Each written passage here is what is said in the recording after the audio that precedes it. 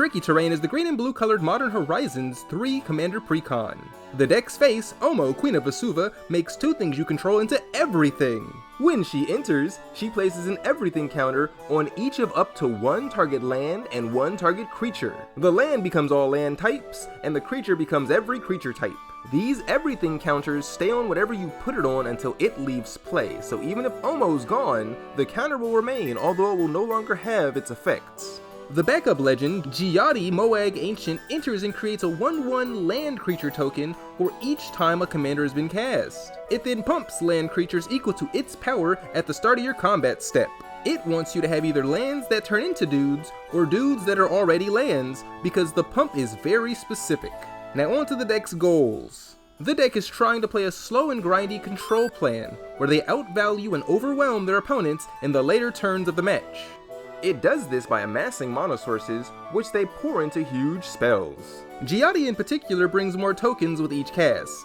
The deck also wants you to play with different land types, packing locusts, gates, caves, and deserts. To this end, Omo's everything counter enables a lot of fun land interactions in spite of the seemingly limited mana base of a 2-color deck. Alright, now we get into the tech hidden within. This deck is front-loaded with powerful land cards. They not only put all of the Urza lands and a Vesuva into this precon, but also Dark Depths and a Thespian Stage, which together form a powerful 2-piece interaction which makes it easy to create the Merit Lodge token. The deck packing land tutors like Hour of Promise means that it's all the more likely that it's going to pull this off. Now time for the final grades. Firstly, how well does the deck ramp or draw? For consistency, we give them an A. In these colors, running out of steam is not easy, and you will have ample shuffles to keep your top deck fresh. Power ceiling.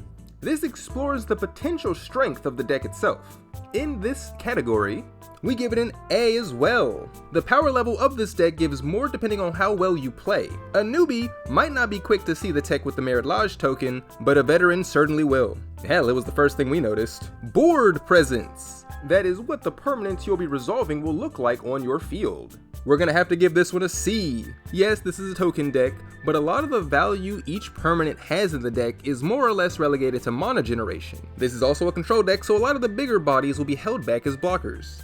Next is how much input does the pilot have on the deck's outcome.